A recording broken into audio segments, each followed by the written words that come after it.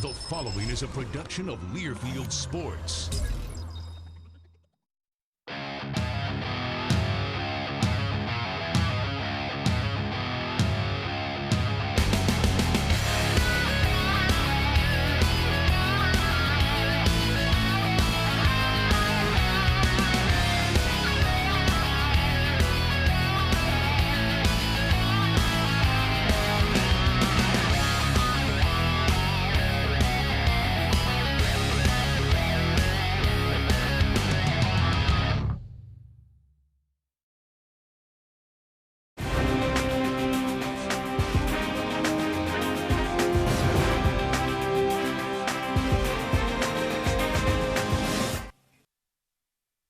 And welcome back to this broadcast of Iowa State Softball on Cyclones.tv. Andrew Schneider, Ryan Riley here with you. Let's go ahead and get to the starting lineup for your Iowa State Cyclones.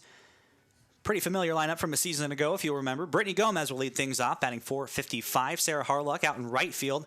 Lexi Slater is batting third. Allie Kappert, the designated hitter, she's going to be batting cleanup. Rachel Hartman behind the plate, catching, batting fifth. Sarah Davison batting sixth. Jordan Spenlove seventh. Sarah Rice and Maddie Reese round out this Cyclones lineup. Let's get to the Oklahoma Sooners defense. Katie Self out in left. Destiny Martinez out in center. Paris Townsend in right. Shelby Penley at third. Jessica Vest, Georgia Casey, Brittany Williams round out the infield. And it's Kelsey Stevens and Whitney Ellis on the battery side of things. And Ryan, Kelsey Stevens is the ace of this staff. Yeah, she has pitched a lot of innings for them. She's really got good control. And the Cyclone hitters are going to have a tough time with her because she has experience. She knows what she's doing. So it's going to be a tough task for Iowa State to get some runners on base. Stevens is 14-5 on the season, 21 starts, a 2.44 ERA. A tough pitcher, as you said. This Oklahoma Sooners team, as I was talking with some folks last week about them, really the side that they've a little bit weaker on than last year is that pitching side. Their offense has come back. So we'll see if that holds true. Now, we told you that we were going to tell you the Sooners away record when we got back, and the Sooners are 1-4 on the road so far this season, Ryan. And the weather certainly isn't what Oklahoma's like. It gets a little chilly down there, but it doesn't get 35 degrees cold. Nothing like this.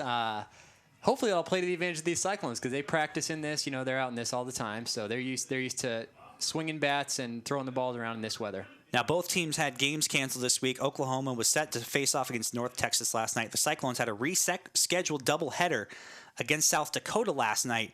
That was also canceled. So this is the first time that these teams have played since last weekend. We'll see how that factors with Gomez coming in, the speedster. The first one, that's high for ball one. Gomez, the all-time leader, Ryan, in stolen bases for this team with 49. She broke that just last week.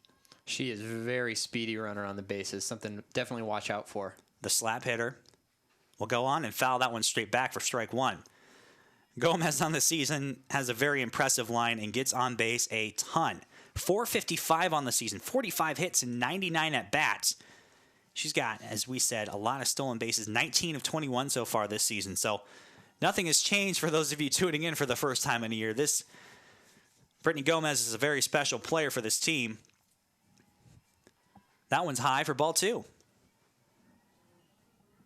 Gomez looks to set the table. That's her role on this team. That's what she's always striving to do, is just get on base and score runs.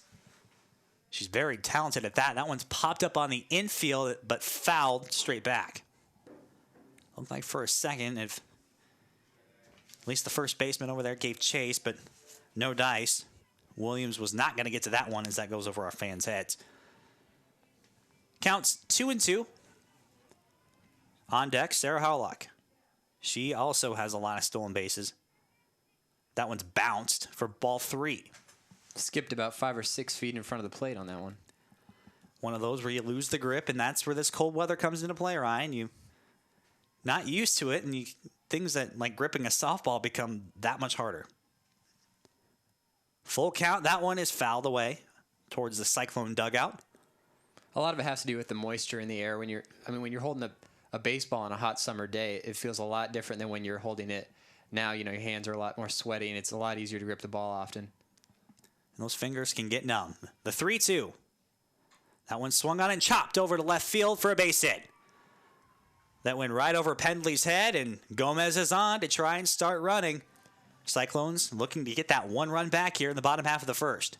And Self didn't take any time over in left field running to that ball. That was a slow roller down the line once it got over the third baseman's head, and it died right away. She had to get the ball into the infield before Gomez was looking at taking second base, but she stayed at first. And I've seen Brittany Gomez get to second on balls just like that one, those slow choppers, but as you said, Self was to it very quickly. In steps Sarah Harlock.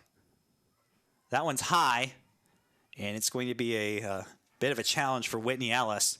She'll have to coordinate with Stevens to keep Gomez over there at first. As we've already said, Gomez just so fast. Reads pitchers so well, that one's fouled straight back. And Harlock's going to look to either slap hit or get a bunt down, and that's why Pendley's crawling in over there at third. She's looking to get Gomez at the very least over, but if Gomez is able to steal a base, 1-1 count isn't a bad time to do it. We'll see what happens here on the 1-1. Gomez took a big lead off, but she's safe over at first. It was a quick throw back to first. She's a smart base runner. She's a smart base runner. She's not going to, she's watching for that throw from the catcher. She was ready for that. Oklahoma, you can bet, is very well aware of Gomez's threat over there at first. The 1-2. Just misses inside for ball 2. Harlock's got a pretty good eye. This lineup, if there's one big improvement from this season to the last, a lot of walks. Harlock's only got 2 on the season, but she is batting .323. Started all 28 so far. The 2-2 to her. It's swung on right up the middle on a line drive. It's caught on a rope by Vest. No go for Gomez over there at first. She'll have to hold. And there's 1 out. You don't hate that. She put it in play. She hit it hardly. She hit it right up the middle. That's kind of what you want as a coach. In steps Lexi Slater. If you remember a season ago, had 2 home runs on a broadcast right here on Cyclones.tv. And since that point, she's really developed into a very solid hitter. We'll get to see her here in her first at-bat of Big 12 play. That one's way outside. Ball 1. It was a fastball. They're trying to keep Gomez close over there at first. Slater on the season, batting .384. She's got 33 hits and 86 at-bats. 4 home runs. That one swung on. Right on over to shortstop. The throw to second, throw to first. That's a double play. It's Vest to Casey to Williams to end this half the inning and retire the Cyclones.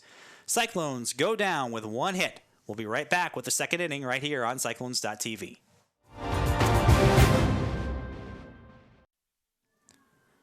It's always fun to see Cy. Welcome back to this broadcast of Cyclones.tv. And Cy has had a busy week. I wonder if his friend, twin Cy, is enjoying his time out in New York City with those Iowa State men's basketball team. But looks like he's ready to take in some softball as the Iowa State defense gets ready for the second inning of play. Paris Townsend, Katie Self, and Leslie Miller. Right fielder, left fielder, and designated hitter due up here for the Sooners. And for the most part, Johnson got through that first inning. Despite that leadoff home run, Ryan, she pitched a very good inning. There wasn't too much solid contact after that. No, you take off that first batter, and it's a good inning. The one that you would like to see for the Cyclones.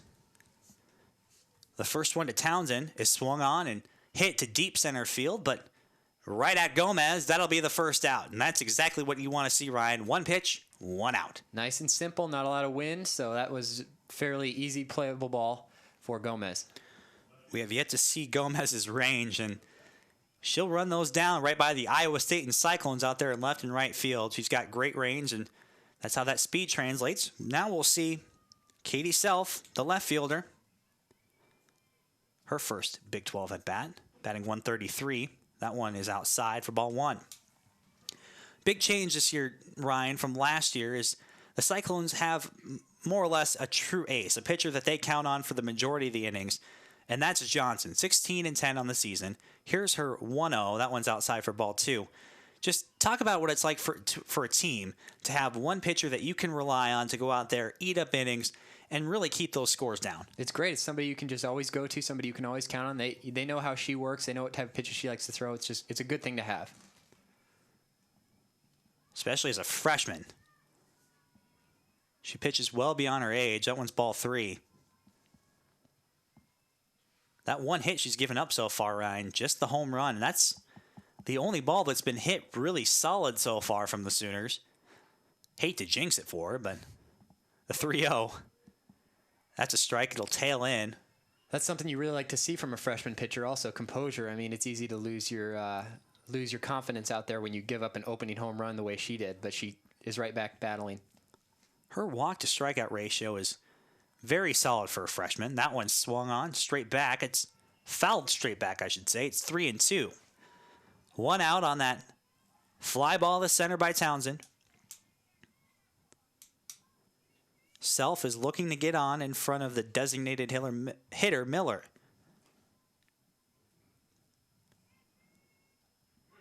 Payoff is coming, and we'll get time called here. Looks like that might have been called from behind the plate. Self uses the time to work the dirt a little bit in the batter's box. The 3-2 swung on over the right side near the Oklahoma Sooner dugout, and that will go right over a couple heads over there, but that's out of play. Spenlove gave it a look, but it was just kind of worked its way off into the dugout. Those ones aren't easy to get to. Especially when those Sooners girls, I'm sure they try and catch her, but always so tough. Yep. To go into the opposing dugout. The payoff again. That one swung on right out up the middle, ground ball, and that's a base hit. Sooners are on their second hit of the game here in the top half of the second. Nice little rope shot right there up the middle. She knew that Johnson was going to be near the plate, and she saw a pitch she liked and hit it right back towards Johnson. Good swing, quick swing. Hands went straight through the zone. The ball was up through the middle of the infield before you knew it. Designated hitter Leslie Miller's coming in now. She's got a run over at first to work with. Miller has 13 runs batted in this season. 2 home runs. That one's high. Cyclones are looking to keep this game close. Iowa State has an explosive offense of their own. In fact, you look at the overall offensive numbers, and the Cyclones are just neck and neck with a lot of teams in the conference this season, and a big improvement from last season, as we'll get the 1-0 here. That one's a strike on the inner half. The big improvement, Ryan, is that last year, someone argued the offense was really concentrated in those top 4. This season, it looks like it's spread out all across the lineup, and a lot of that has to do with the improvement of Lexi Slater. But you look through this lineup, Ryan, a lot of numbers right around 300 or better. That's what you really like to see as a coach. Spread out offense. So if one person's having a bad game, you look to someone else. The 1-1. Almost a runner was looking to at least force a throw, but it's 2-1. Self over there. Trying to create some pressure. Has 1 stolen base all season. The 2-1. That's high, too, for ball 3, much to the delight of the Sooners dugout. 3-1. Yeah, right now Johnson's working the ball all around on all parts of the plate, all parts of the zone. She threw that one up. The other one was just outside. She's thrown a few inside on the bottom corner. It's been some good pitching so far. Just missing on those pitches. That one's ball 4. That one's a little further inside. Further inside than she'd like, so we're going to get time. Freshman catcher and freshman pitcher going out there to talk things over. They play well beyond their years, the both of them do. Just going over right now, and the situation, it's runners at first and second. It looks like we're going to have everybody come out and meet now. Yeah, Gasso's calling her base runners and batters over to talk to her on the third base side of the diamond. No coaches coming out yet of the Iowa State dugout. They're going to let the Cyclones talk this one out. It's Spenlove, the veteran, out there. She's talking to the 2 young freshmen, trying to get them calmed down. Just remember that it's only a 1-run game. There's runners over at first and second, only 1 person out. This infield's been known to play very solid defense. They should be able to turn a double play if there's the right ground ball. Now the infield's going to meet. We've got an Iowa State coach came out to talk to Hartman. Make sure that Hartman knows what's going on so she can convey that to the pitcher. No coach. Yep, over there on the baseline. You're right. I wasn't able to see who it was. Going over signs and things of that nature. Always important to make sure you're on the right page when you have a young battery like you do here for the Cyclones. And runners on base. Runners on base, too. You can't forget those, can you? So that's a walk. It'll be Jessica Vest, the number 9 hitter. She's batting .200. You don't want to get to this top half of the lineup with too many runners on base. That was close, but inside, ball 1.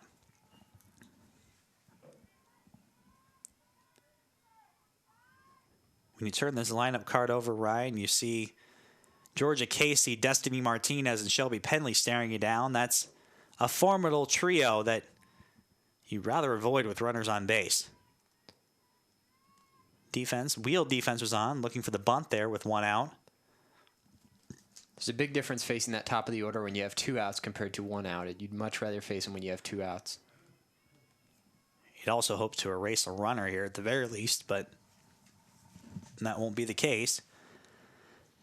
2-0. Vest is going to have her option.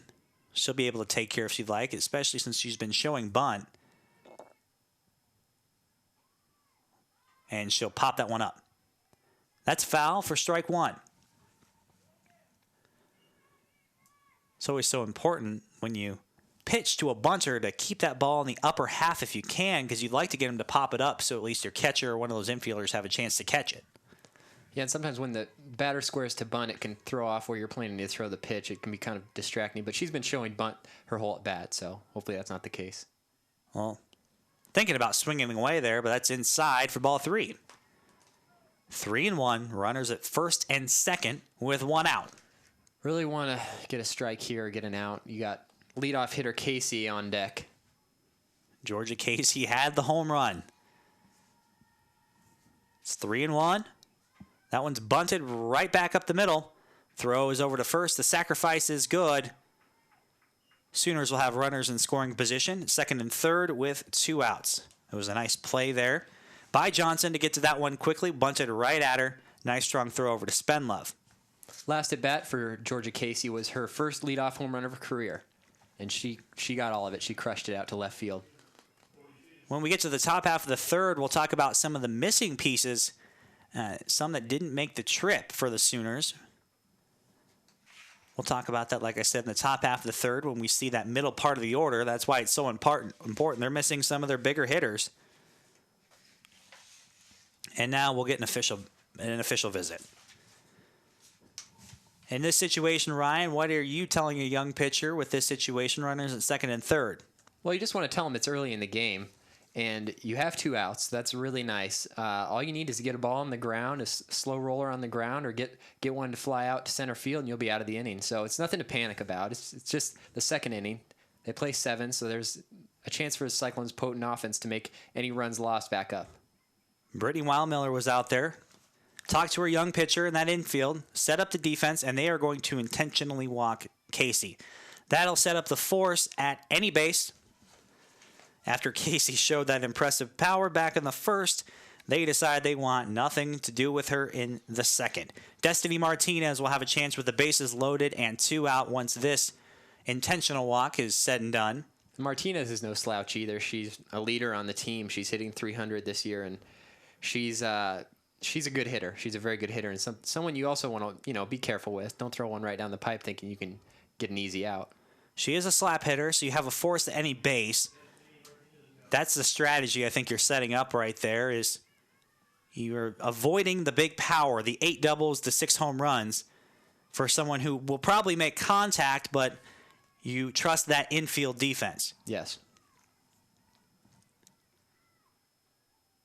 The first there is a strike on the outside corner. Always important to get ahead when you're in these tough situations. A bit of a jam here, a bit of a tightrope situation. Bases loaded. 2 walks and a base hit loaded them. They'll fake the throw over to third.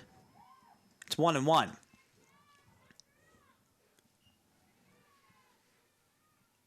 Iowa State defensively is creeping in, trying to get in a position where they can take advantage of the out at any base they have. Outfielders playing straight up. That one's low for ball 2. You hope a young catcher can stay focused and keep everything in front here. You don't want to pass the ball in this situation. Hartman's been very solid defensively so far for the season. But But the pressure is up when you're playing a team like Oklahoma. Want to prove that you can play with those top teams. That one barely misses inside for ball 3. 3-1, bases loaded. We're in the top half of the second. Cyclones down by 1. Destiny Martinez only has 4 walks on the season, but she's showing some good patience here, waiting for the pitch, knowing that she can just wait. We'll see if she swings away here. That one's on the outside corner, so that'll be a payoff pitch. That was a big pitch. Very big pitch. Rice trying to calm down Johnson there for just a second. These are the type of moments for a freshman that you build that confidence for a career with. These are the type of situations you hope that you're able to pitch out of, and that one just misses for ball 4. So she'll walk in the second run for the Sooners. It's 2-0.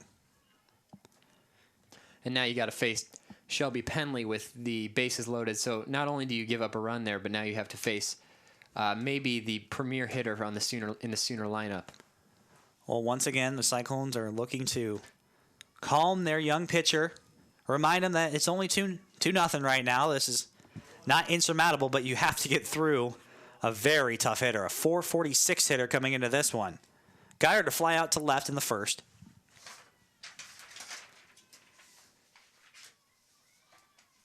The lefty Pendley from the righty Johnson. 2 outs, bases loaded. It's that same pitch he's been going to quite often and just missing on. It's got good tailing action on that one. Tailing just a bit too far off the plate. Is the Big 12 Player of the Year from last year, so someone you definitely don't want to give any easy pitches to.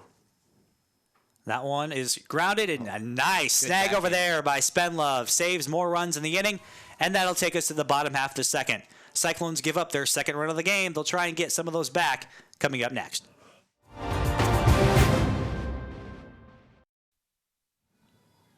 It's always great to see those young Cyclone fans out there enjoying themselves with their strikeout cards. Not hoping to use those in this half inning, of course, but Iowa State nonetheless is looking to get some runs here. It'll be Allie Kappert, the designated hitter, Rachel Hartman, the catcher, and Sarah Davison due up for the Cyclones. They're going to try and get some runs against one of the better pitchers in the conference, Kelsey Stevens. She was able to get through that last half inning, giving up a single to Gomez. Harlock flew out, and then Slater grounded into that double play. Sooners, of course, looking to cling to that 2-0 lead. Just got off a very tough series, but a winning series in Norman against LSU. They've won 3 in a row so far, all at home. Cyclones are hoping to make that a 1-5 road record today for the Sooners. Sooners haven't had quite as much success as they're used to against top 25 opponents so far this year, but they're hoping to turn that around with the Big 12 schedule. They did beat number 16 Nebraska, number 20 Tulsa, number 19 Louisiana Lafayette, and they also beat LSU twice in Norman. Cyclones hope to hang with the top 25 team this weekend. Take advantage of that home field advantage. So key to play in front of people you know at a field you practice at every day. So helpful for these players to sleep in their own beds at night and not have to travel. Allie Kappert, though, designated hitter, batting .376. That one's chopped over to right. Second baseman's up with it, and that will be the first out. So a ground out will retire Capper, and Hartman will step in. That was Casey to Williams on that put out. Hartman on the season, batting .349, 29 hits and 83 at-bats, 2 home runs, 5 doubles. Great 4-5 spot the Cyclones have here. Usually like to have it when they've got Harlock and Gomez on base. That's a strike.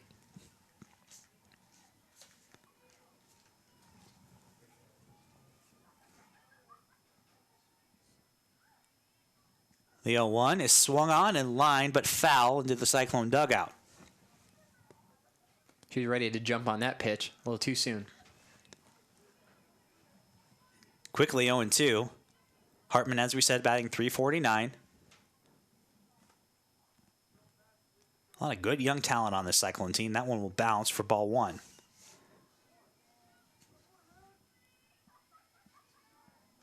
Great California pipeline of talent that Hartman's a part of. Cyclones get a lot of their players from that California, and that's a swing and a miss. First strikeout of the game will go to the Sooners. Davison stepping in, the second baseman. She's been moved kind of up and down this lineup throughout the season, was batting third for majority of the time. Back down to 6. That's a strike on the outer half. She's hitting .281 on the year. As we said, topsy-turvy season. Hopes to correct things this weekend. She's had a couple of big series in tournament play so far this season. That one's high for ball 1. Now, if you're the Cyclones offense, the last thing you'd like to see is Stevens start to get and find a rhythm.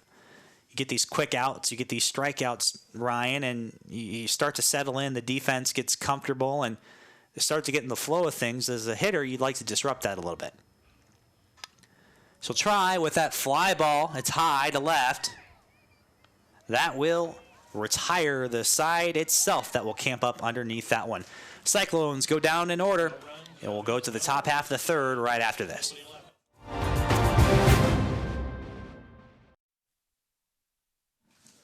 The grounds crew are always hard at work here getting that circle nice and flat for those pitchers because it gets worn out when you have two solid pitchers like you do today. Cyclones trailing by 2. We're headed to the top half of the third. Sooners looking to add on to that lead.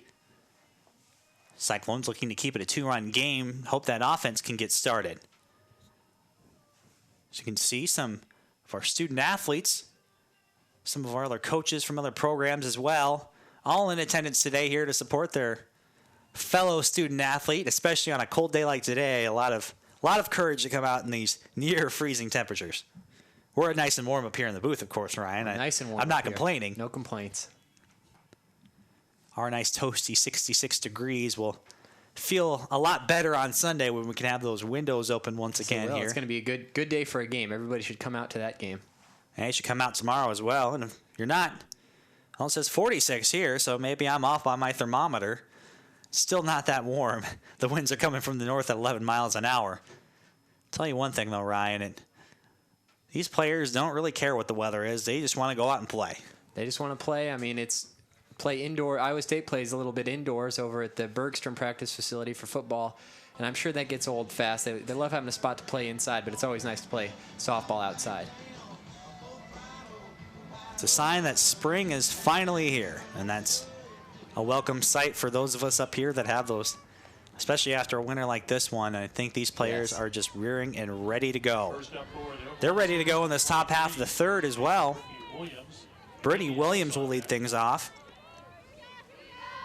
She was hit by a pitch in her first at bat. Stranded on second. That's inside for ball 1. She's looking to get on base here and help the Sooners extend this lead. Johnson will have none of that. That one just missed. A little bit low. Very close. Ball 2. Almost had strike 1. Yeah, I really like to get out of this inning without giving up a run. It's also important not to walk the leadoff hitter because that starts problems. Then Oklahoma looks to bunt or looks to steal bases. That's a strike. And a nice pitch. She's had that pitch working. Missed a couple times in the last half of the inning that ended up in 2 walks, Ryan, but that one was a nice one over the outer half.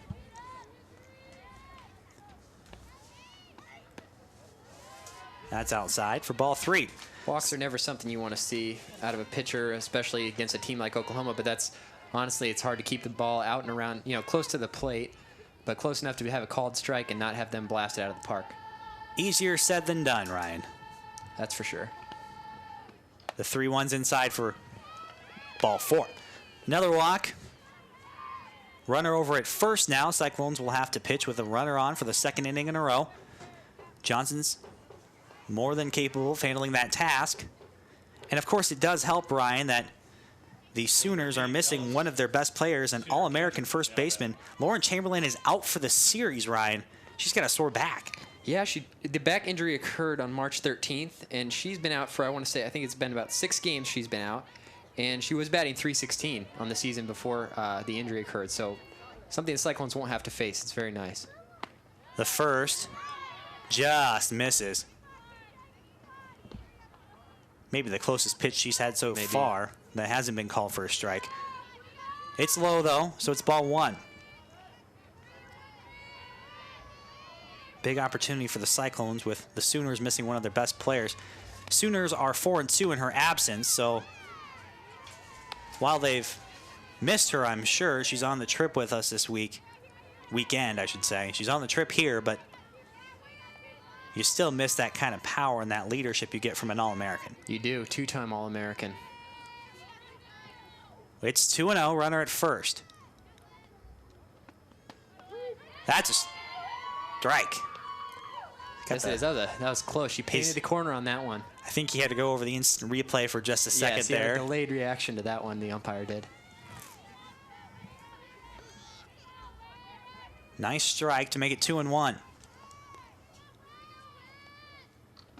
That one is lined on a rope, but foul. That had home run distance written all over it, but just twisting to the left of that foul pole. It's strike 2. A loud strike 2. Yeah, she saw that pitch well. Williams at first, reach on a walk. It's Ellis. Her fly out to center ended the first. The 2-2 is grounded over to Johnson, has a little trouble with it, but she'll throw over to first, over to Spendlove, and that will be the first out. Kind of bounced in and out of her glove, Ryan, and then she was able to make a nice, strong throw over to first. Yeah, well, she finished facing the plate, as you do on any pitch, and then she kind of had to reach across her body to try to just at least knock that one down, and that's what she did.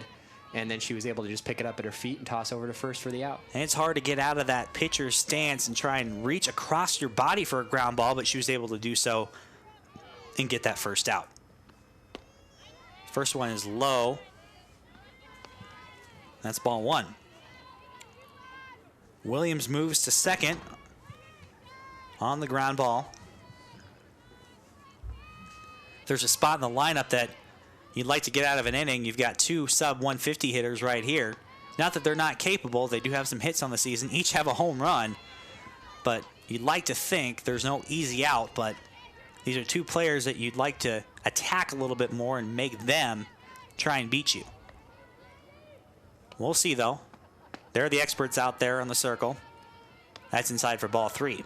Yeah, these 2 players, they don't have the best batting average at this point in the season, but they're in the lineup for a reason. You can expect that they'll turn things around at some point. You just hope that point is not today. 5 walks on the season so far for Townsend. She flew out in the second, and we'll get another meeting. Weil Miller will go out there and... Oh, is that Stacy? We'll find out. It's not Stacy. You get those binoculars out there, Ryan, and that's Brittany Weil Miller. She's the pitching coach. It makes sense.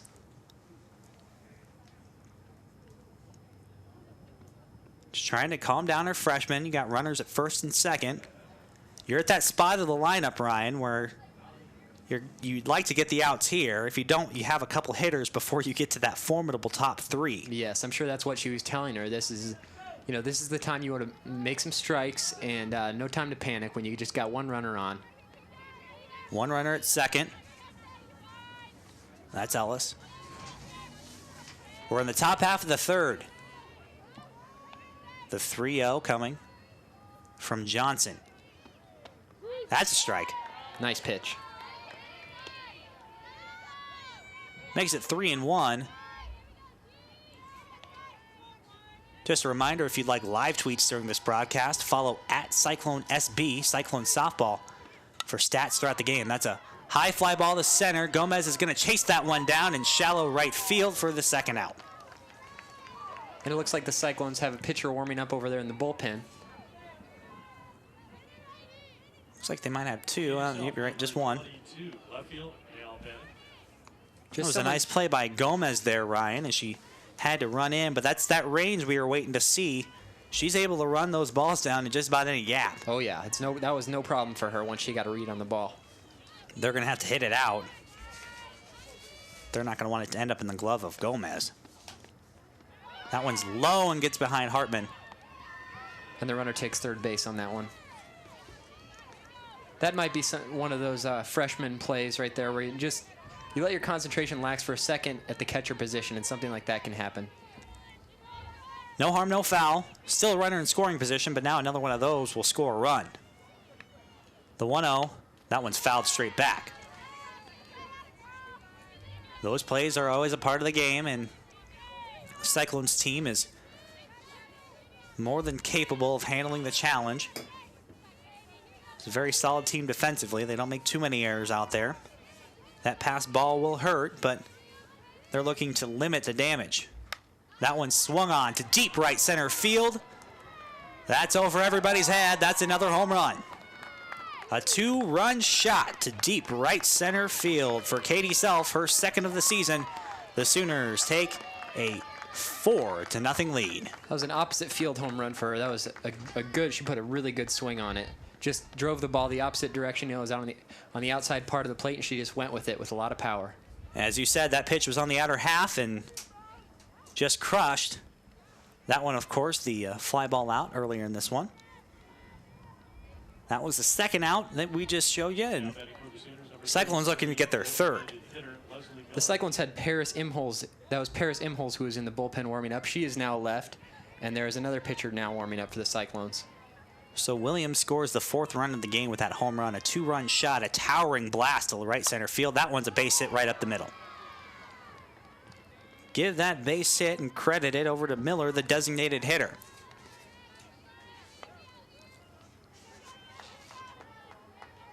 Sooners have another runner at first.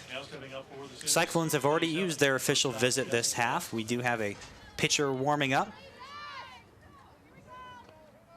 Stacy Roggentine.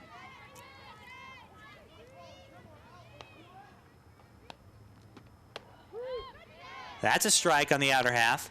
Nice pitch. She's not giving in. She's making good pitches. She's made good pitches to each batter so far. It's just a matter of the Oklahoma batter's patience and waiting for the pitch they want. Self saw one that she definitely liked on that home run. Another in the same spot on the outside corner. Beautiful pitch. That will inspire confidence.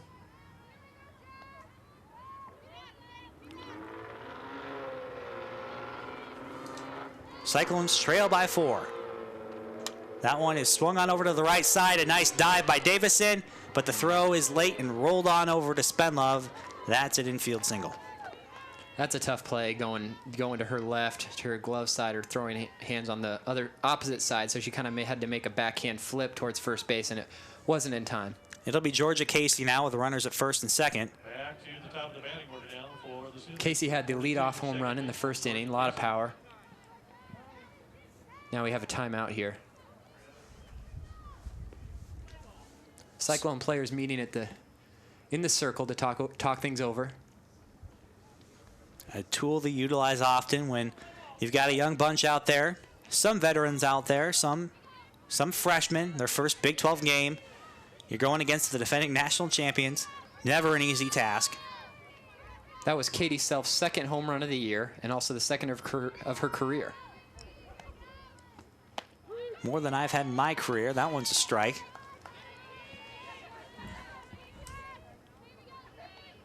It's a 4-0 ball game. Sooners, as you said, score on that 2-run home run. They've got runners at first and second with 2 out. Johnson looking to limit the damage. That's ball 1. Cyclones will have Spenlove, Rice, and Reese coming up in the second, or rather the bottom half of the third. Second half, if you want to throw out 2s here.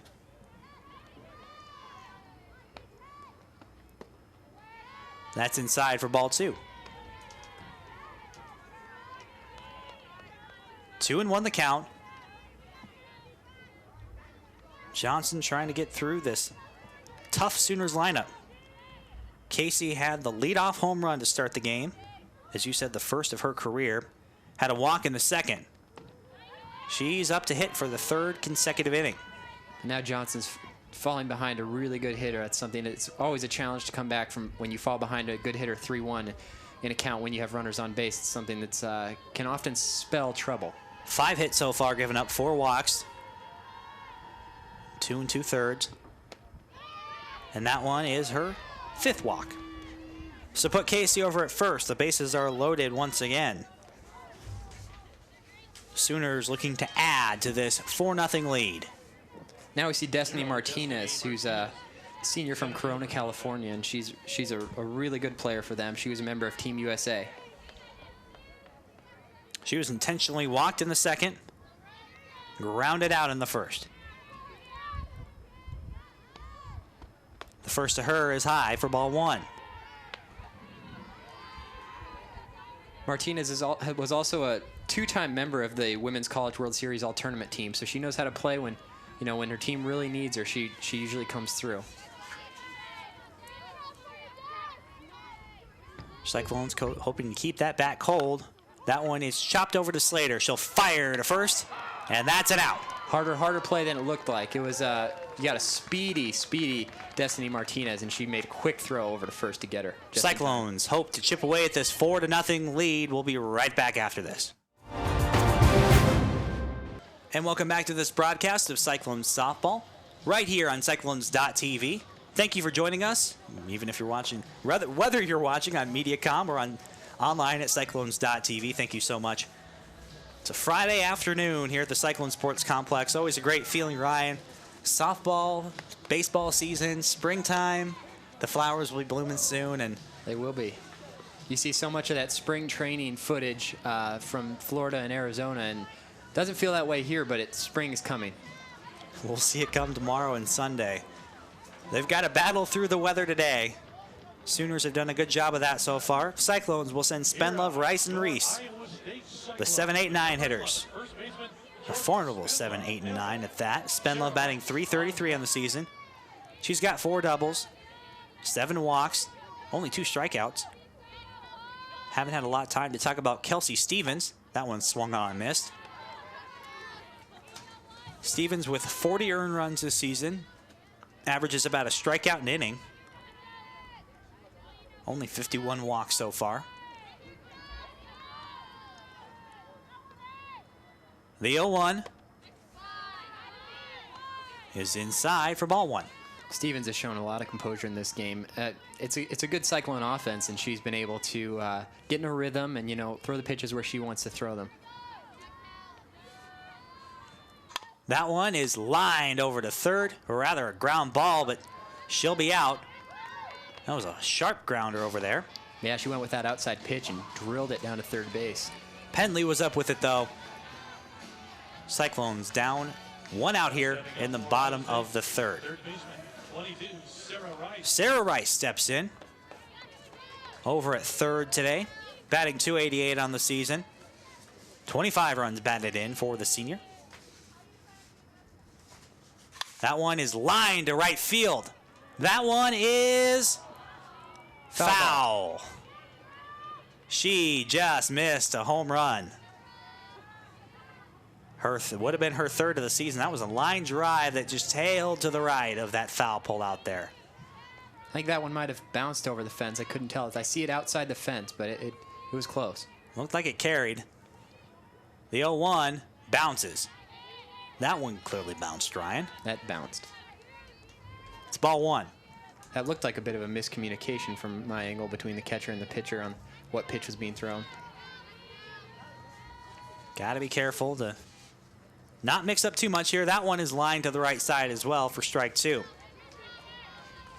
Rice would love a hit to get things going here for the Cyclones. Senior, once again, another talented player from California.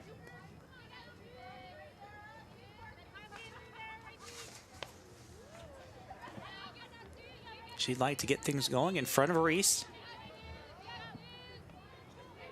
And then that top of the lineup. Just need to stay alive in a situation like this. You got to, take a hack at anything around the plate. This umpire's showing that he has a wide strike zone so far, from my view in this game. He's called a lot on far out on the outside corner and a lot of inside corner pitches as strikes also. Advantage pitcher there. That one will bounce and hit her. So a runner on for the Cyclones. You'll get them any way you can. Those ones can sting on the shin, though. Yeah, bounced like 5 feet in front of the plate and hit her in the shin. When it bounces, I guess it doesn't hurt quite as much. No, it doesn't. That's It's when, still that's not when you easy like to to take. have. Still not easy to take those ones, especially if it hits a bone on one of these cold days. Very true. Maddie Reese comes in.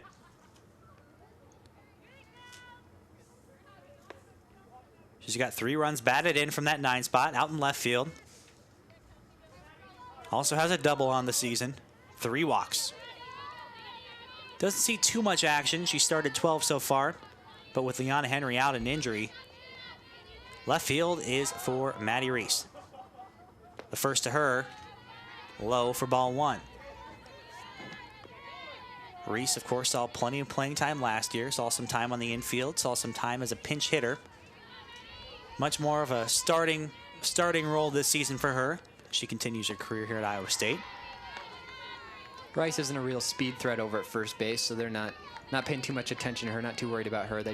Cyclones just want to have Reese, get the bat on the ball and hopefully move the runner. Reese from Pittsford, New York. Great opportunity, 2-0. Sooners would like to avoid giving up any runs in this game. Obviously, the goal of any defense would be to do that, but also the Cyclones have plenty of time to chip away at this lead. If they can get some clean innings on the pitching and defensive side, Ryan, 1 or 2 runs here will certainly help their cause. Oh, definitely. 4 runs is not bad for this point in the game. You just hope that you can get the offense going, maybe break Stevens out of her rhythm. She's kind of settled into a rhythm, it seems. But now you got to run her on and, get a hit out into the outfield. Maybe you can move her over to third. She's having some trouble, it looks like, with those softballs. And she's asked a couple times to switch those out now. And we've seen her bounce 3 or 4 pitches to the plate. So I'm sure that part of it is the fact that, she's in this cold weather. But it can break your rhythm sometimes, Ryan, when you bounce 1 or 2 of those pitches. You start to second-guess that grip. That one's low for ball 3. Cyclones would love to get 2 runners on with that top of the lineup coming up. Ellis doing all she can to calm down Stevens. Of course, no need to pitch careful with a 4-run lead. That one's strike right down the middle. Nice, good fastball.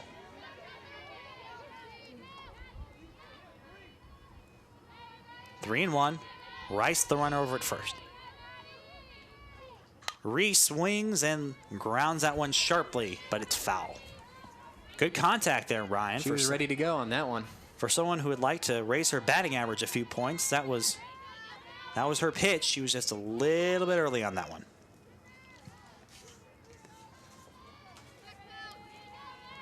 The 3-2 from Stevens. It's low. A nice walk. Just held off on that one. Wasn't a bad pitch, but that was just a good eye. Always nice to see those walks. Walks can really mess with the psyche of a pitcher sometimes and really set up some things offensively for you. Gomez, who's very hard to turn a double play on.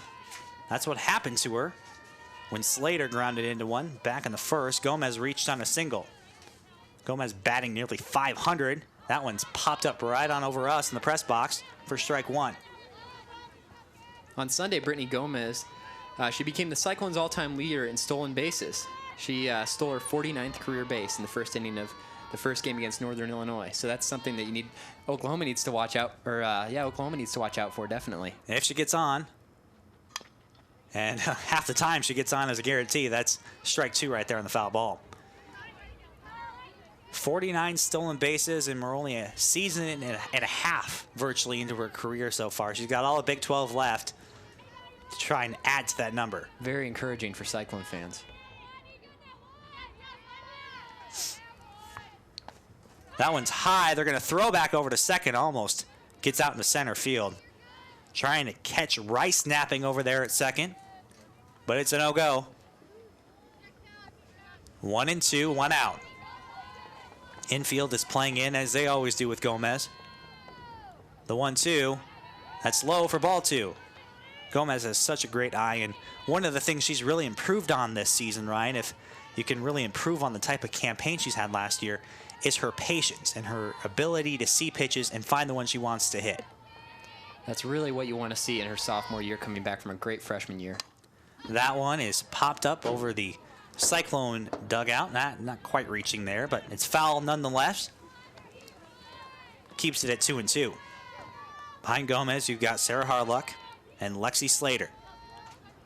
Cyclones would love to get to those two with the bases loaded. See if Gomez can do it here. The 2-2. Swung on, fouled straight back. Well, she's right on it. That's the kind of swing you want to see. The foul going straight back, right behind the plate into the backstop. Good swing by her. Count will remain 2-2.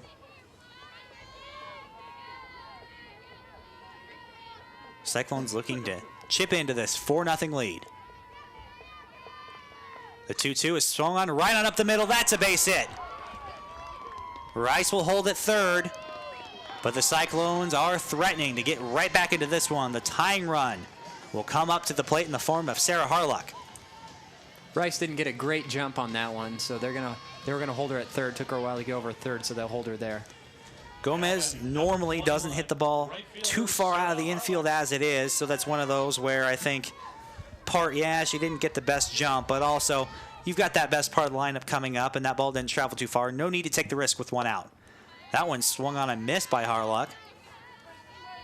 As we said, that better part of the lineup, the batters you want with runners in scoring position, Harlock, Slater, and Kappert, they're due up. Great situation for the Cyclones. This is almost a perfect situation for scoring runs for Iowa State. Believe it or not, Sarah Rice leads the team in runs batted in, but those three are 2, 3, and 4. Followed by Davison, who's 5th on the team. As we said, Ryan, throughout this broadcast, this Cyclone lineup is spread out. There's threats up and down, and Rice was one of those. She got the scoring started this time. She only has 6 runs on the season, but this is a formidable team all the way through. That's foul back for strike 2.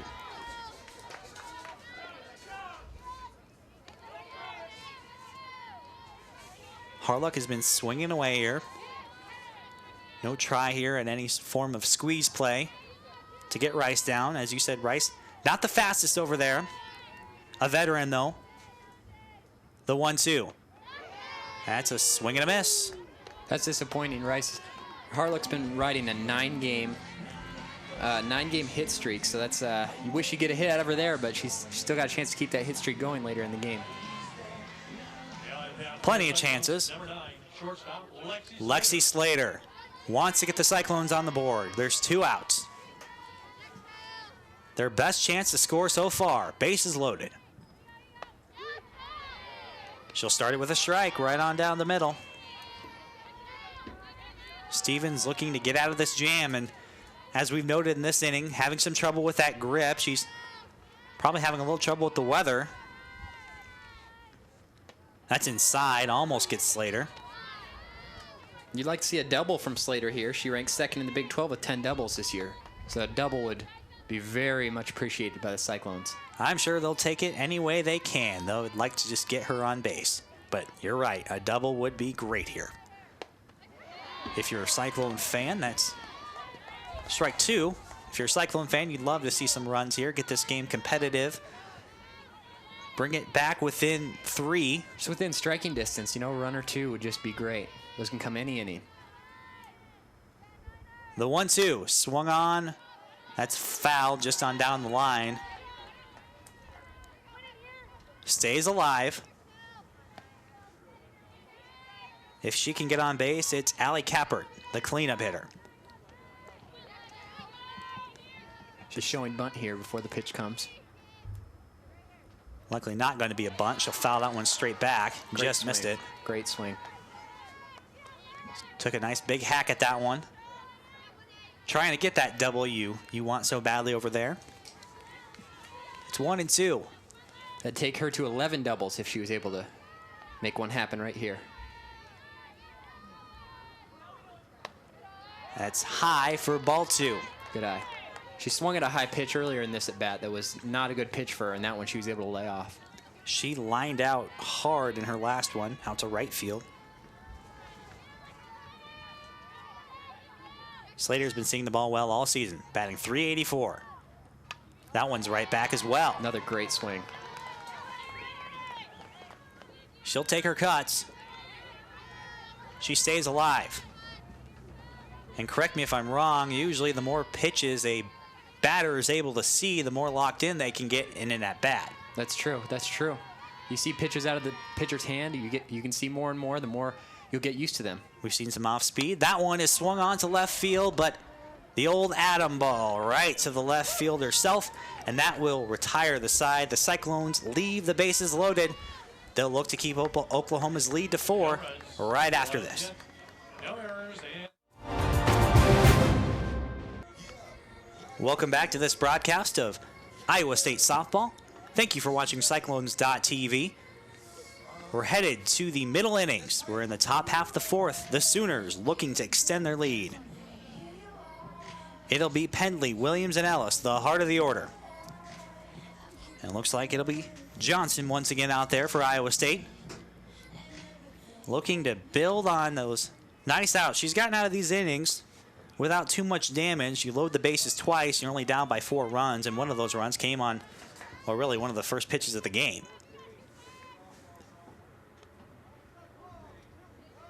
Oklahoma Sooners up with number 1. Pendley so far. They've kept her in check. She's 0 for 2. Williams on deck. Flew out to left and grounded out to Spendlove over at third. That one's ball 1. The hitters you'd like to usually keep in check, Ryan, your 3, 4, 5 in any lineup. The Cyclones have been able to do so far. A hit and a walk between those 3 hitters. Encouraging, very encouraging. The trouble is, the rest of the lineups scored 4 runs, so Iowa State looking to get a little bit more consistency. They've got 2 games, of course, left in this series to keep working on things in this one. This one far from over. It's 3-0. Solid effort so far for Johnson. Maybe a little high on that walk total, as you can see here. 5 hits, 5 walks, 10 base runners allowed so far, but all in all, Ryan, a good job, and that's a nice sharp ground ball. Spendlove was all over it. It was right to her over at first. That's the first out. And they get Pendley again. That's encouraging. That's what you want to see, especially out of a freshman pitcher. Pendley she's batting 3rd in the Big 12 right now with 446 average, and it's good to get her out as much as you can. You know, if you get her out for all of her at bats, that's what you want to see. You got a good chance of winning. You'll have her for 2 more games after this. It's Williams over at first. She'll take ball 1. Williams is 1 for 1. She's got no official at bat. She was hit by a pitch and then also walked back in the 3rd. So her on-base percentage is going up. That one is going to help as well. That's going to get to the gap out in right center field. Gomez, it gets under her glove. So that'll make it 2 bases, a double for Williams. Well, Gomez showed great speed getting over to the ball in the gap, but when you get there, you got to make the play too. And the ball had kind of a strange bounce to it right as it got to her, so it just was able to get under her glove. That's a tough play to make. You see it right there. That's just underneath her glove. I think she expected it to bounce a bit higher on the grass, but the grass is not alive at this point, so it looks like it's maybe not as bouncy as it would be on a summer day. So Williams gets to second. It's the 3rd extra base hit so far. The first of the non-home run variety. It's 1-0. It's Whitney Ellis, the catcher. She flew out in her first, grounded out in her second. The 1-0 is inside for ball 2. Sooners with their 6th hit so far. They'll call that a single and an error by Gomez. So Cyclones with their first errors. That one got underneath Gomez's glove. The official scorers here. That one lined on a rope, but foul. That's understandable that they call that an error. You just got to keep the ball in front of you in the outfield. And that's one of those where Gomez is such a talented center fielder. She'll get some of those errors that you might credit as a base hit elsewhere. That one was likely an error, as you said, and it rolled right under her glove. But sometimes you get caught up in all the brilliance. When mistakes happen, you tend to magnify those a little bit. But no harm done so far. Does put a runner in scoring position for this bottom half of the Sooners lineup. It'll be Townsend and Self on deck. And there's a walk.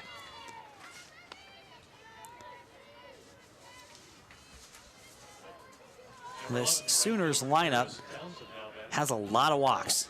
That's the 14th for Ellis. You go up and down, so they're a very patient team. That can spell some trouble for a pitcher who's just missing. It's not like Johnson has been missing by much, Ryan. No, she hasn't. It's been very good pitches. That one's a high pop-up. It's on the infield. Spendlove will have that. The infield fly rule, I believe, was called. So no harm, no foul. That is an out to second. It'll bring up Katie Self. Self, as you remember, just in that last inning, blasted a opposite field home run to right field.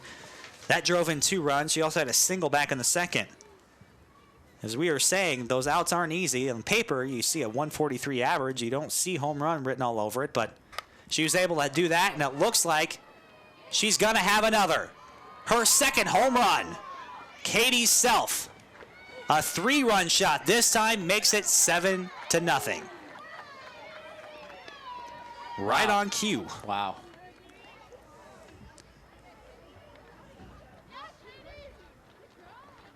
Let's take a look at that pitch.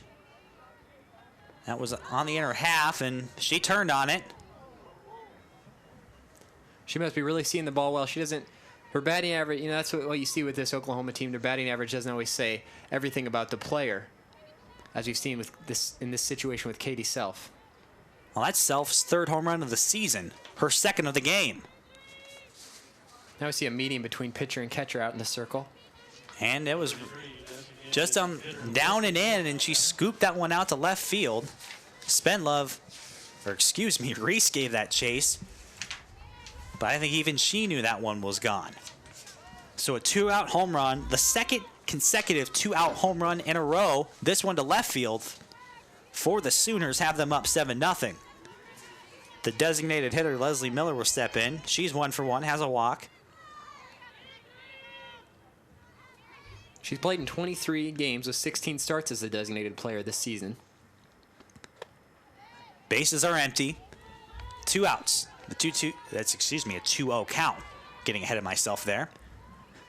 It's 7 runs on 7 hits for the Sooners. 6 walks factored into that, and a hit by pitch as well. 14 base runners so far. Nice pitch. There's a strike.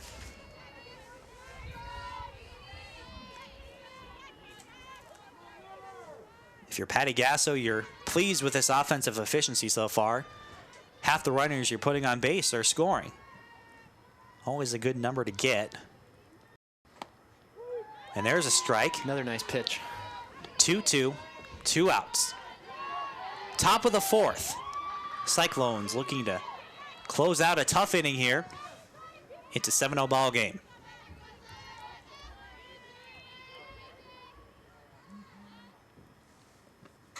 That one is lined into the gap. That's down and likely extra bases. Gomez is up with it quickly. That's a double. That one hopped the fence. That was a line shot. Left center field gap. Miller is in, standing in, a runner in scoring position with 2 outs.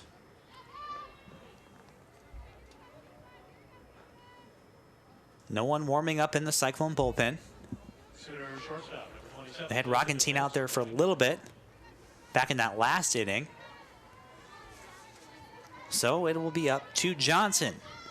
They also had Emholz out in the bullpen for a little bit earlier in the game. That's a strike. 0-1. There's 2 down. Reminder that our next broadcast is right here, same channel, same place, tomorrow at noon. There's a high fly ball to right.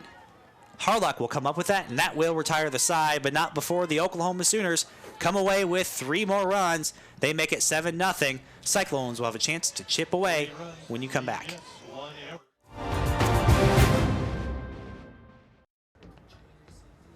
Cyclones trying to fight back on a chilly March afternoon as we head into evening.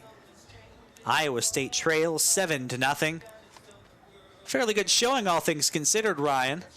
A little bit chilly out there, but nothing will keep any of these diehard fans away from some softball action here in the Big 12. All-important Big 12 conference, and the Sooners, defending national champions, number 16 in the country, a formidable opponent any given day, but a team that's missing, as we've mentioned earlier, one of their best players, and a team that hasn't done so well so far on the road. Iowa State, in the last half inning, Ryan, had a big chance to get some runs. Big chance. It's just disappointing that, Lexi Slater had to put some good swings, foul a few off really strongly, but her hit out to left field wasn't as strong as you'd like, and they left the bases loaded, and they had a great hitter coming up to the plate. Now she'll face this Oklahoma pitcher with the bases empty. That's Allie Kappert, and if you're an opposing team, if you can keep Allie Kappert just to her second at bat in the 4th inning, you're doing your job.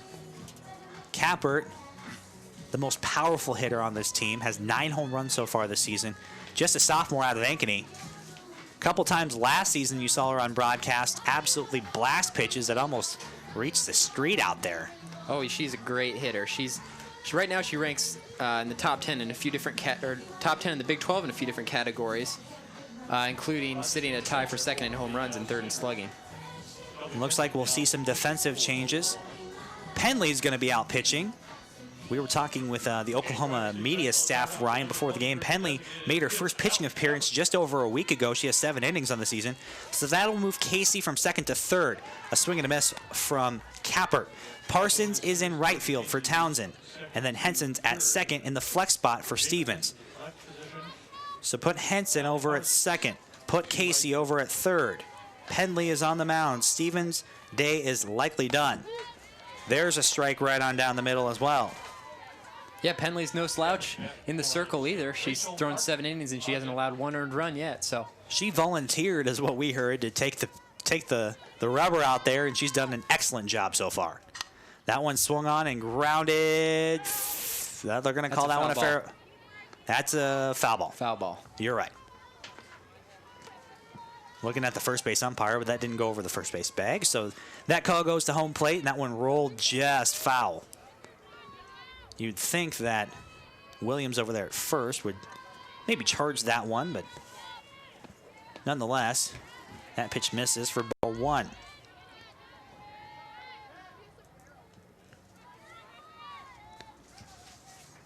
So a bit of a defensive shakeup here, as I'm sure that Oklahoma is trying to save all their bullets, get a lot of time working, and that one's going to hit Kappert. Took that right on the thigh. Never easy to get hit, but Kappert's on base. Hit by the pitch. Hartman will come up, the freshman. She struck out, the only strikeout of the game so far.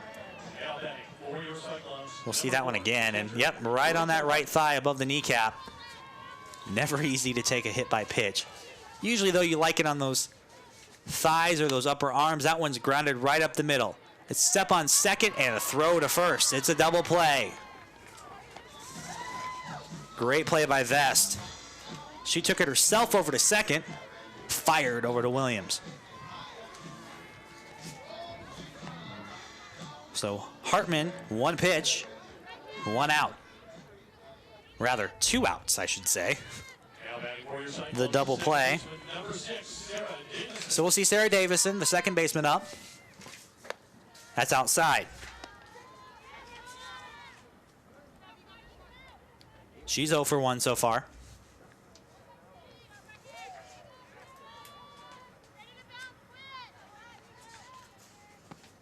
That's high.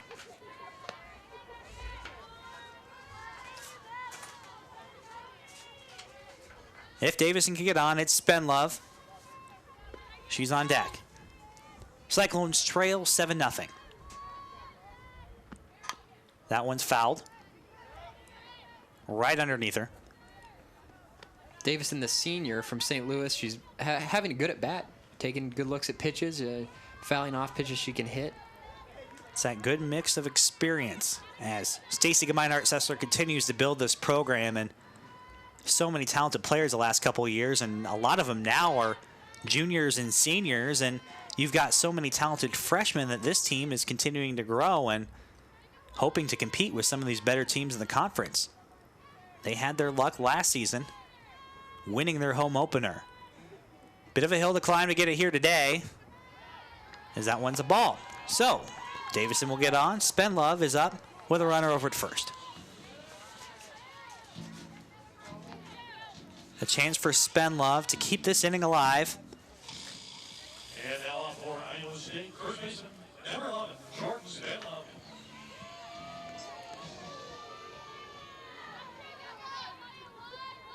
Spenlove, the lefty, moved from outfield to first base this season.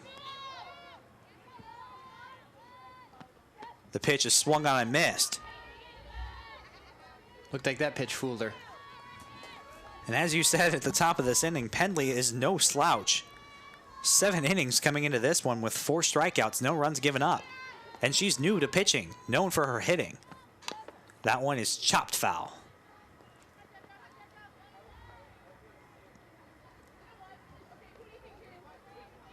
Spenlove is looking to get on, keep this inning going.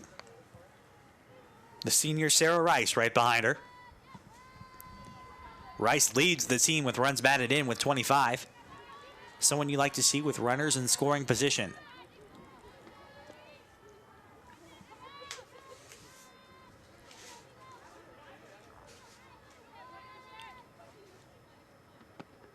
Swing and a miss. She'll strike out, and that will retire the side. Cyclones down once again in this one. We'll be right back with the top half of the 5th right after this.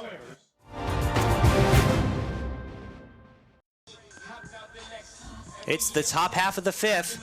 Cyclones running out of innings to try and close the gap on this 7-0 lead. Number 16 Oklahoma Sooners are up to bat. We're back to the top of the lineup. It's Casey, Martinez, and Pendley. Always fun to see Cy interacting with our great fans that show up every game, rain or shine. Normally they don't play softball when it rains, but there's been a few where it's been misty and they'll play them. Just love to play softball outdoors, even if it is not quite springtime. I mean, officially it is, but we haven't quite hit that nice point in the spring where everything's warm every day. Beautiful complex. Just 2 years old.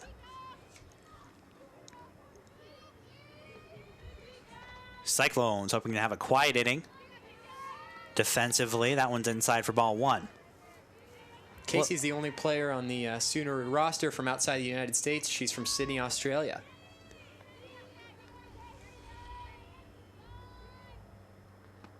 That one is swung and a towering pop fly, but that's going to get into the bleachers. Out of play. We assume the line on Stevens has been closed. 3 innings pitched.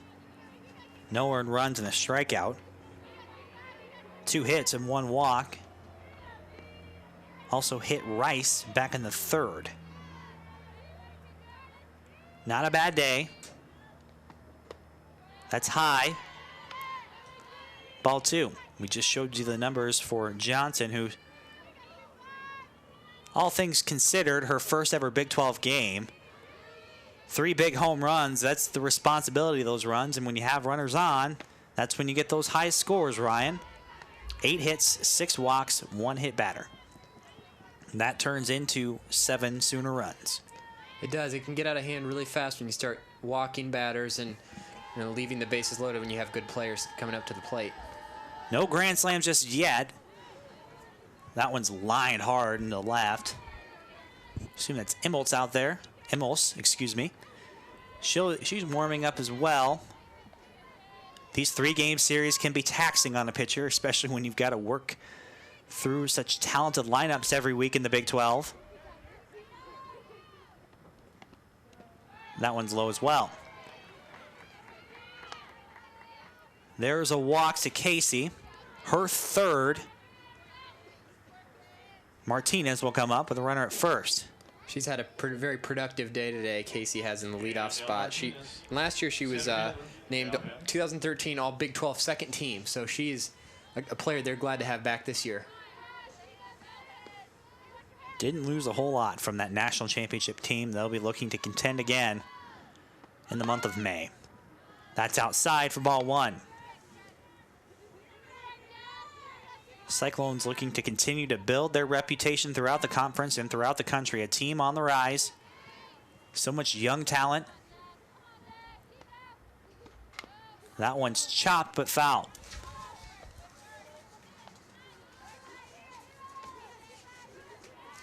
Nobody out, runner at first. We're in the top half of the fifth. Cyclones lead this, or rather trail in this one 7-0.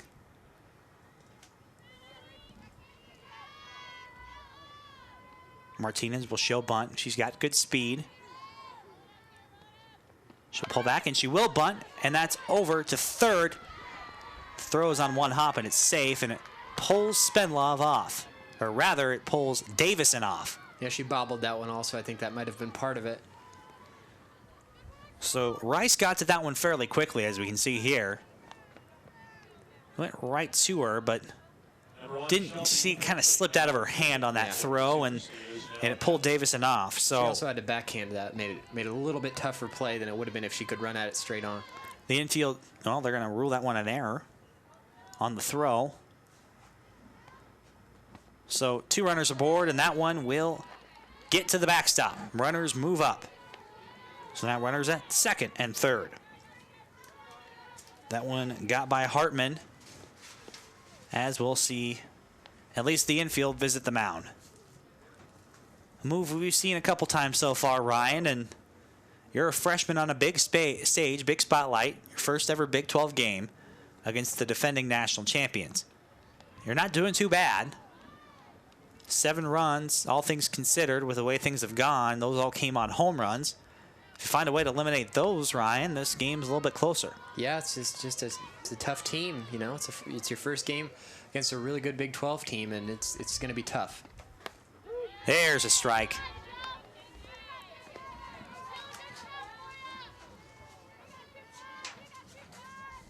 Johnson's got the majority of innings, the vast majority of innings so far this season. So despite the fact she's a freshman, she's had a lot of time to work on her pitches at the collegiate level.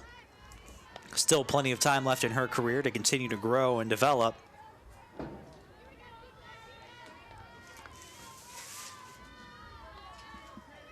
She's fighting it, though, out there. Runners at first and second. That one is a line fly ball. That is gone. The 4th home run for the Oklahoma Sooners. They couldn't keep Pendley down forever. That's her 10th of the season. The Sooners now lead this one 10-0.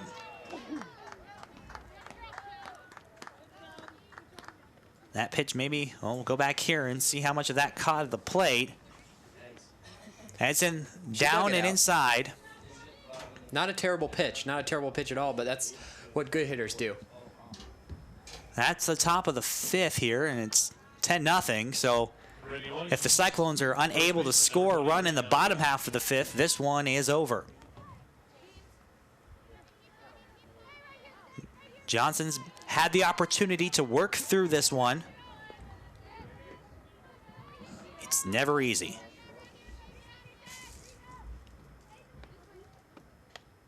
That's a strike on the inner half. She's still making good pitches. Even after she gives up these home runs, she's come right back, and she's still throwing strikes, which is really, really good to see out of a freshman.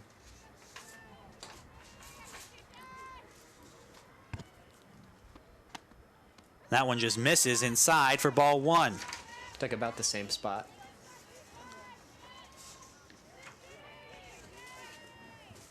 And that home run was the team best 10th of the year for the Sooners from Shelby Pendley. Many more in her future for the rest of the season. Now a pitcher as well. She's doing it all for the Sooners. Williams up. 2 for 2. And the count, 2-2. That was a strike.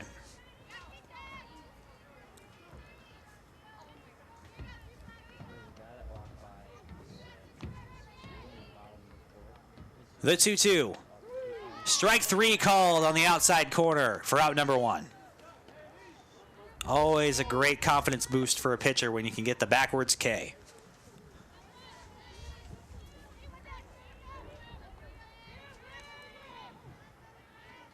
Johnson, 5th in the NCAA in wins.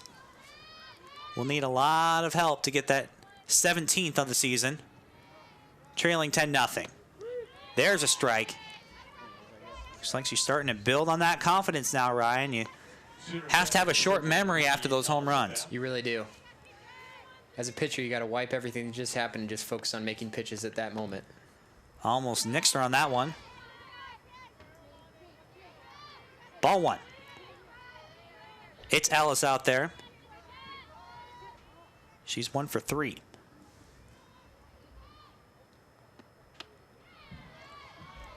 That's high for ball 2.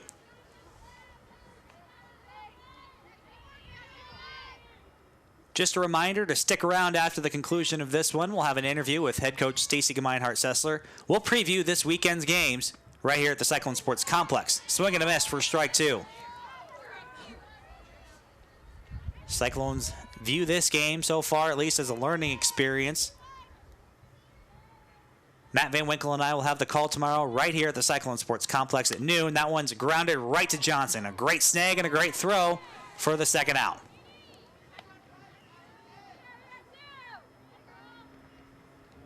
Take a look back at this one, Ryan. Pitch on the outer half. Not bad. That was a good at bat. The pitches that she threw her were very good pitches. A good sequence. Some of the toughest things to learn is how to pitch to these Division I hitters. Finding the right sequences, finding the right pitches. That one's outside, just missing for ball 1. That will come with time and with the experience of facing such a tough lineup. That's Parsons out in right field. She's batting 6th. The junior from Pryor, Oklahoma. We'll take ball 2. She's played in 28 of the 29 games this season for the Sooners, and she started 14 times. So a regular in this lineup. No slouch. She'll take ball 3.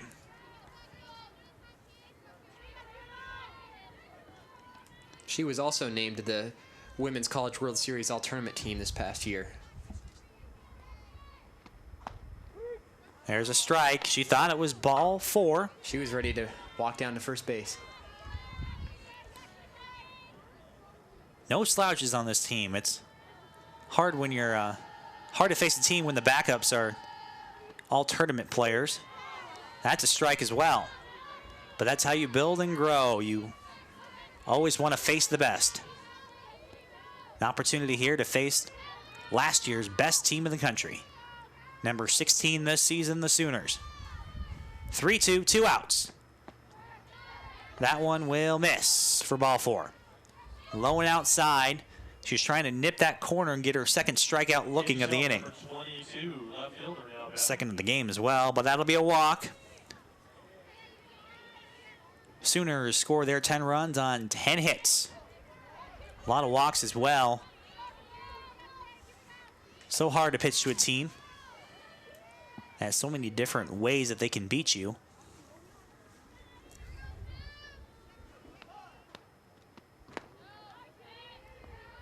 That's low for ball 1.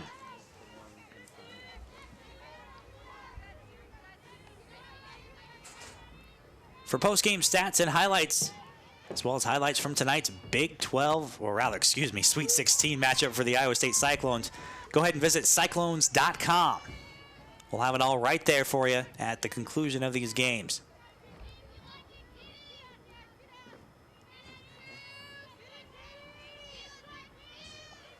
The 1-1. It's ball 2. Hartman showing throw to first. She's trying to keep Parsons over there at first. The 2-1 from Johnson. Inside for ball 3.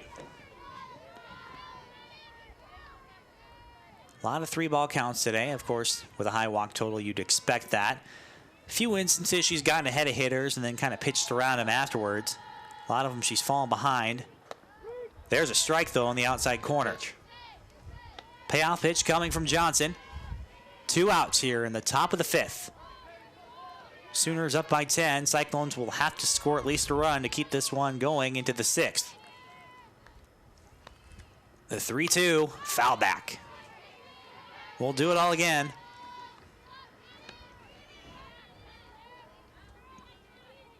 Wind has not been a factor so far, Ryan, so kind of looking out there at the flags. That's something you appreciate on a March day like this. If it was windy, it'd be more difficult.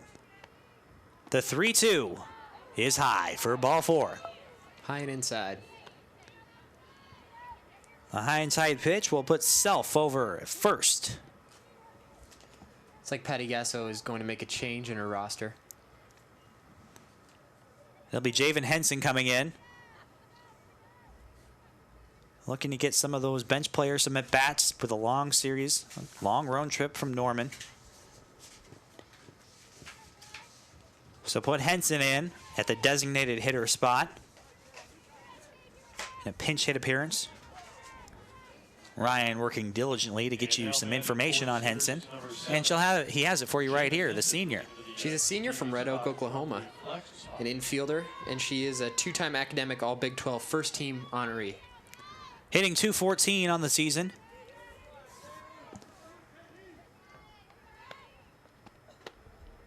She started 15 times this year. Or started 15 times this year and played in 20 games. 1-0. Johnson, the freshman from Sioux Falls, South Dakota. That's inside and will bounce. It's 2-0.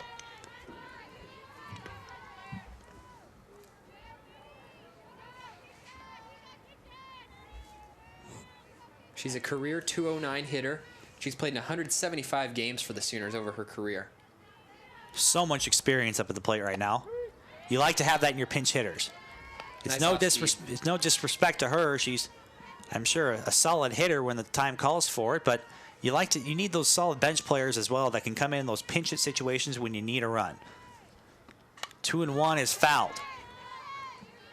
It's 2-2. Johnson, these last couple, has been able to get it to a 2-strike count, just unable to finish the last 2 batters. We're in the top half of the 5th. That's called for strike 3. So her second strikeout of the game, looking as well. The Cyclones will try and keep this game going as we head to the bottom half of the 5th. We'll be right back with that inning for you.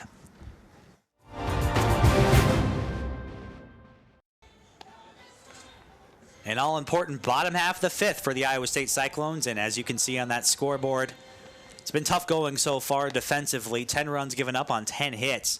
I believe 10 walks as well. Cyclones have 2 hits, had a chance to score some runs with the bases loaded and 1 out. That was back in the 3rd. Trying to get some at-bats here will be Sarah Rice and Maddie Reese and Brittany Gomez. Last gasp here for the Cyclones. So potentially down to their last inning. Another new pitcher. Leslie Miller will come in, the sophomore from Blanchard. So put Miller in. Penley finishes her game, pitching-wise at least, with no runs in an inning.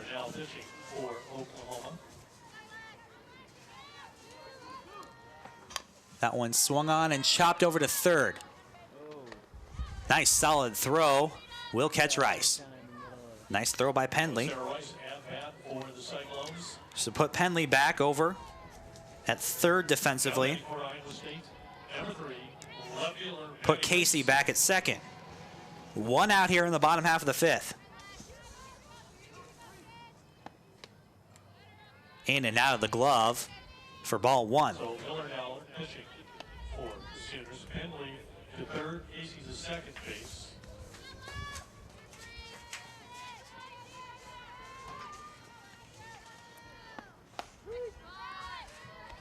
There's a strike on the inside corner. It's 1-1. We've got one out here. Cyclones trying to keep this game going. Sooners, 10 runs on 10 hits, no errors. Cyclones, no runs on 2 hits with 2 errors. That one swung on and fouled. Now Reese drew a very good at bat. They got runners in first and second back in the third with a walk. You look at Reese's line so far in the season, and many wouldn't be impressed, but that was a very impressive at bat, Ryan, back there in the third. It was a great at bat. That one was a nice swing, but it's foul. A little early on that one. High and inside pitch. She turned on it. Tried to get her hands through as fast as she could and pulls it foul for strike 2. 1-2. That one she'll lose the handle on for ball 2. Miller, like we said, the sophomore from Blanchard.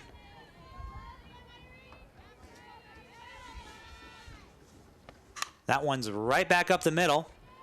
It's over to Casey, who will throw to first for the second out. Didn't quite get all of that one. Williams was up with that one cleanly. A nice, solid throw. These Sooners infield defenders have been solid so far. Take a look at this one here, Ryan. It was kind of a slow little line drive that looped and died on the infield. It did. Yeah, no errors on the day for the Sooners defense. Gomez, the last out, potentially, for the Cyclones. She tries to keep this one alive.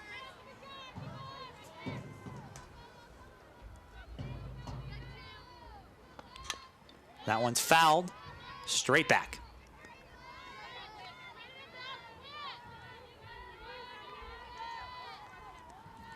One and one. Gomez has been a bright spot for the Cyclones. 2 for 2 so far. Did have that error out in center field, but she's had some nice catches as well. It's 2-1. Gomez came into the game with 99 at-bats, so she broke 100 at-bats on the season today. She's at 101 after approaching that 500 mark. That one's grounded to short. The throw over to first, and that will end this one. The Cyclones will lose this one 10-0 in 5 innings. Iowa State and Oklahoma will meet again tomorrow. Sooners win with 10 runs on 10 hits, no errors. Cyclones, no runs, 2 hits and 2 errors. Well, coming up next right here on Cyclones.tv, be sure not to leave. We're going to talk to Coach Stacy Gemeinhart-Sessler, get her thoughts about this game, as well as some of the things the Cyclones learned today that they can try and use against this tough Oklahoma Sooners bunch. We'll be right back after a short commercial break right here on Cyclones.tv.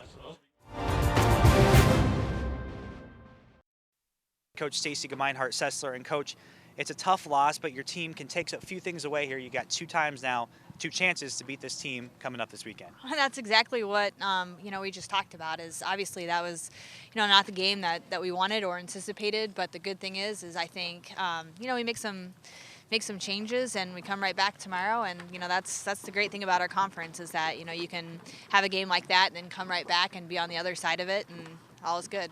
And all things considered, you see 10 runs up on the board, but came on 4 home runs.